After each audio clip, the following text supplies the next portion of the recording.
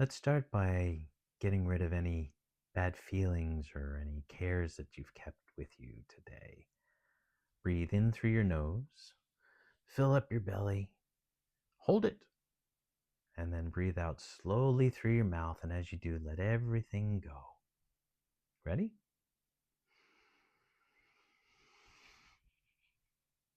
Hold it. Keep holding it.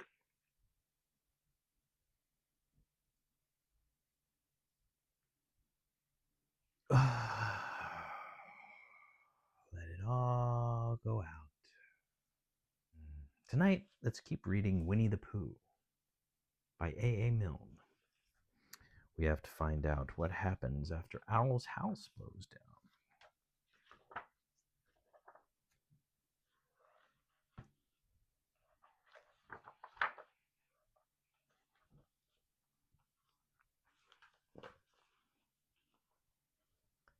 Chapter 9, in which Eeyore finds the woolery and Owl moves into it.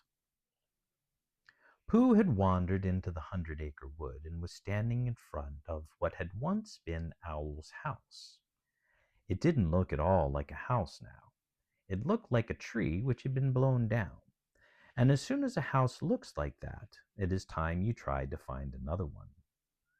Pooh had had a mysterious message underneath his front door that morning, saying, "I am searching for a new house for Owl, so had you, Rabbit." And while he was wondering what it meant, Rabbit had come in and read it for him. "I'm leaving one for all the others," said Rabbit, "and telling them what it means, and they'll all search too. I'm in a hurry. Goodbye." And he had run off. Pooh followed slowly.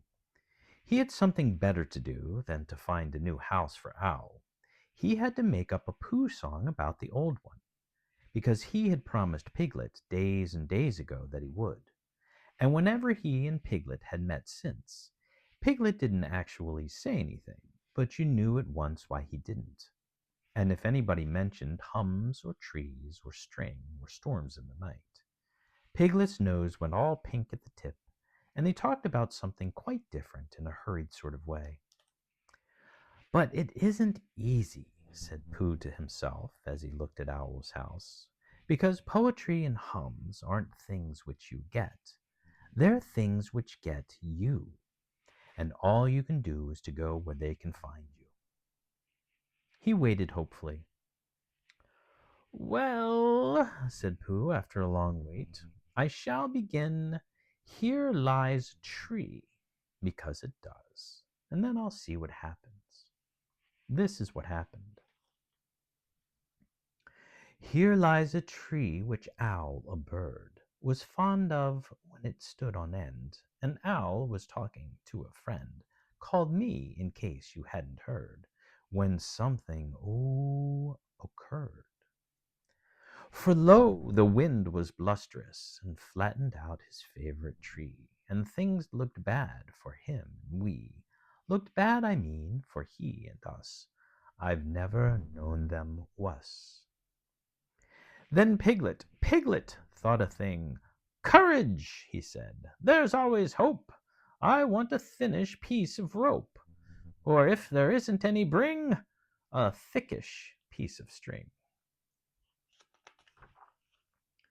So to the letter box he rose, while Pooh and Owl said "Oh" and "Hum," and where the letters always come, called letters only, Piglet squoze his head and then his toes.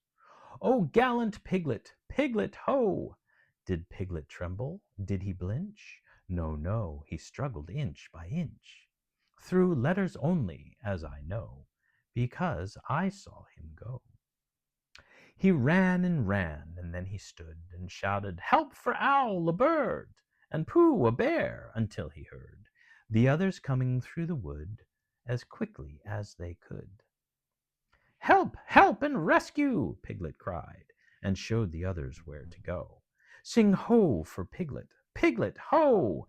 And soon the door was opened wide, and we were both outside. "Sing ho for Piglet, Piglet, ho! Ho!" "So there it is," said Pooh, when he had sung this to himself 3 times. It's come different from what I thought it would, but it's come. Now I must go and sing it to Piglet. I am searching for a new house for Owl, so had you, Rabbit. What's all this? Said Eeyore. Rabbit explained. What's the matter with his old house? Rabbit explained. Nobody tells me, said Eeyore. Nobody keeps me informed.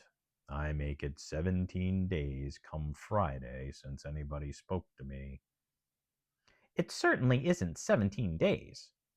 Come Friday, explained Eeyore. And today's Saturday, said Rabbit. So that would make it 11 days, and I was here myself a week ago. Not conversing, said Eeyore. Not first one and then the other. You said hello and flashed past. I saw your tail 100 yards up the hill as I was meditating my reply. I had thought of saying, what? But, of course, it was then too late. Well, I was in a hurry. No give and take, Eeyore went on. No exchange of thought. Hello. What? I mean, it gets you nowhere, particularly if the other person's tail is only just in sight for the second half of the conversation. It's your fault, Eeyore. You've never been to see any of us. You just stay here in this one corner of the forest waiting for the others to come see you. Why don't you go to them sometimes? Eeyore was silent for a little while, thinking. There may be something in what you say, Rabbit, he said at last. I have been neglecting you. I must move about more. I must come and go. That's right, Eeyore. Drop in on any of us at any time when you feel like it. Thank you, Rabbit.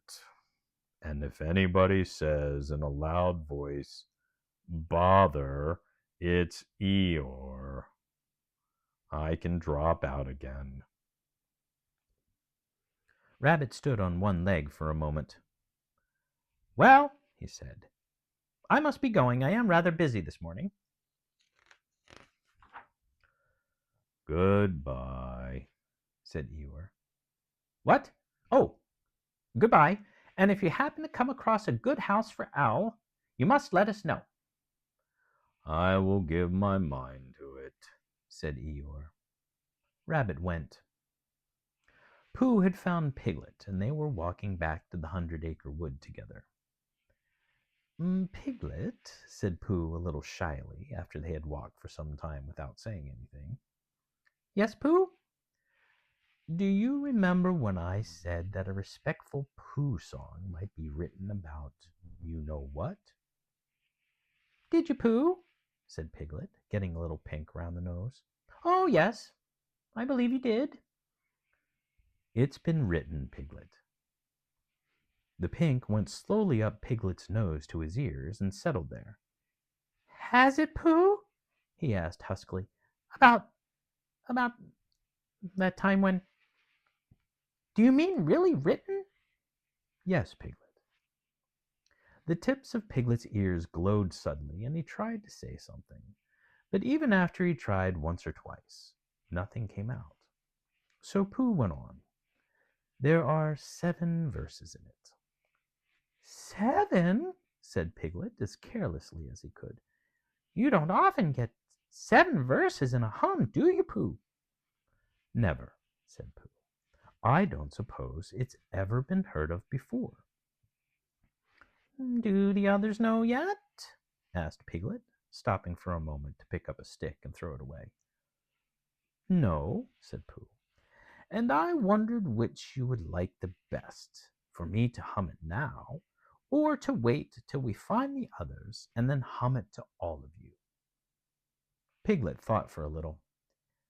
I think what I'd like best, Pooh, is I'd like you to hum it to me now and then to hum it to all of us, because then everybody would hear it, but I could say, oh, yes, Pooh's told me, and pretend not to be listening. So Pooh hummed it to him, all the 7 verses, and Piglet said nothing, but just stood and glowed, for never before had anyone sung ho for Piglet, Piglet, ho, all by himself. When it was over, he wanted to ask for one of the verses over again, but he didn't quite like to. It was the verse beginning, O gallant Piglet, and it seemed to him a very thoughtful way of beginning a piece of poetry. Did I really do all that? He said at last. Well, said Pooh, in poetry, in a piece of poetry, well, you did it, Piglet, because the poetry says you did, and that's how people know. Oh, said Piglet, because I thought I did blinch a little, just at first, and it says, did he blinch? No, no. That's why. You only blinched inside, said Pooh, and that's the bravest way for a very small animal not to blinch that there is. Piglet sighed with happiness and began to think about himself. He was brave. When they got to Owl's house, they found everybody else there except Eeyore. Christopher Robin was telling them what to do, and Rabbit was telling them again directly afterwards, in case they hadn't heard, and then they were all doing it. They had got a rope and were pulling Owl's chairs and pictures and things out of his old house, so as to be ready to put them into his new one. And they were all quite happy when Pooh and Piglet came along, and they stopped working in order to have a little rest and listen to Pooh's new song. So then they all told Pooh how good it was, and Piglet said carelessly, It is good, isn't it? I mean as a song. And what about the new house? Asked Pooh. Have you found it, Owl? He's found a name for it, said Christopher Robin, lazily nibbling at a piece of grass. So now all he wants is the house. I am calling it this, said Owl importantly, and he showed them what he had been making. It was a square piece of board with the name of the house painted on it. The Woolery. Wollery. It was at this exciting moment that something came through the trees and bumped into Owl. The board fell to the ground, and Piglet bent over it. Oh, it's you, said Owl crossly. Hello, Eeyore, said Rabbit. There you are. Where have you been? Eeyore took no notice of them. Good morning, Christopher Robin, he said, brushing away Piglet and sitting down on the Woolery. Are we alone? Yes, said Christopher Robin, smiling to himself.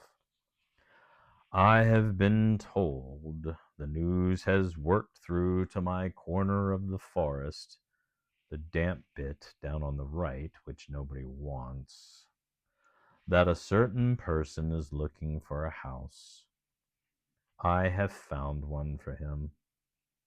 Ah, well done, said Rabbit kindly. Eeyore looked round slowly at him and then turned back to Christopher Robin. If you will come with me, Christopher Robin, I will show you the house. Christopher Robin jumped up. Come on, Pooh. Shall we go, Owl? Said Rabbit. Wait a moment, said Owl, picking up his notice board, which had just come into sight again. Eeyore waved them back. Christopher Robin and I are going for a short walk, he said. Not a jostle. If he likes to bring Pooh and Piglet with him, I shall be glad of their company.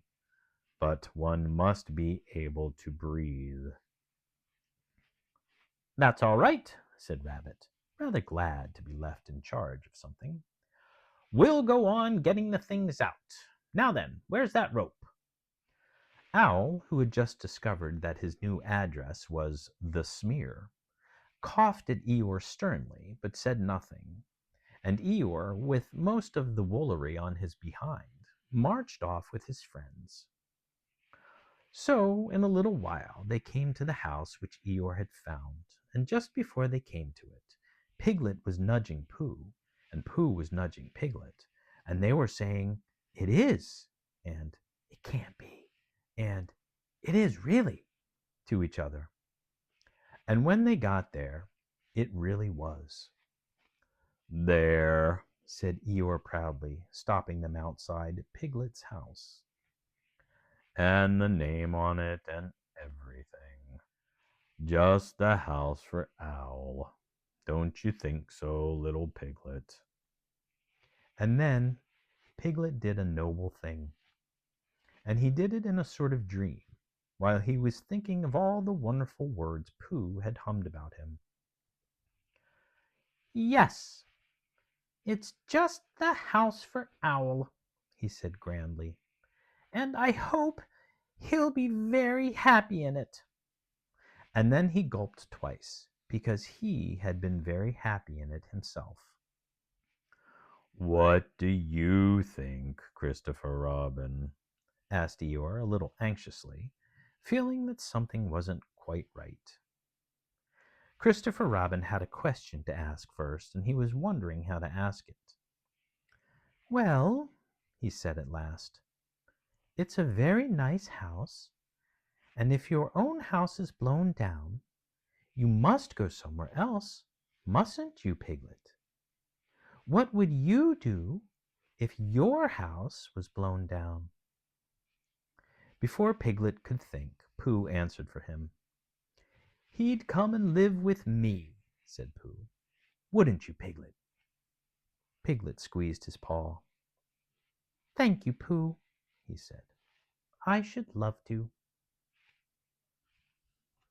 Go ahead and stop there. You know, kindness never gets lost. Kindness will always find its way back to you. So have a rest, and then go out tomorrow and put kindness into the world and watch how it comes back to you. Have the best dreams. Good night.